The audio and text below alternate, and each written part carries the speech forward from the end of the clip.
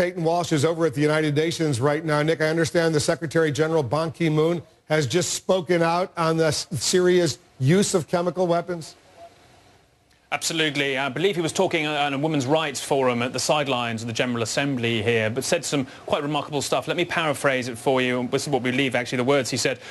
Referring to the chemical weapons inspector's report done inside Syria that's due out, most people think, on Monday. He says, our team will come out soon with the report, but I believe the report will be an overwhelming report that chemical weapons were used, even though I cannot say this publicly at this time. He goes on to say, and this is probably not related, but in the same breath, referring to Bashar al-Assad, that he has committed many crimes against humanity, and therefore I am sure there will surely be a process of accountability when everything is over. Now, we spoke to the UN spokesman moments ago and just said, look, can you elaborate a bit more on these remarks? Because the UN's been consistent. They won't give a timeline about the report. The UN spokesman said, actually, the report is still being analysed, being put together. Ban Ki-moon, the Secretary-General, hasn't actually seen it. So people questioning where did he get adequate indications to make these very firm remarks. Of course, most people observing the situation inside Syria are pretty sure that chemical weapons were used. It's just interesting that he will say that this independent and credible report the UN say has already concluded that to his satisfaction. So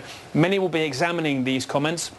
I think in some ways they took the UN slightly off guard by saying these, and it's clear from what he said he wasn't necessarily sure he was speaking in public, and it will, of course, perhaps politicise a little more than the UN would like the report emanating on Monday if the Secretary-General has drawn these conclusions in advance of its public release. But certainly now all eyes on that report. We do know from sources it will be adequately detailed and suggest a narrative of what happened on the 21st of August around Damascus. Remember, those are the attacks which started the US's call for military intervention rolling and sparked this crisis.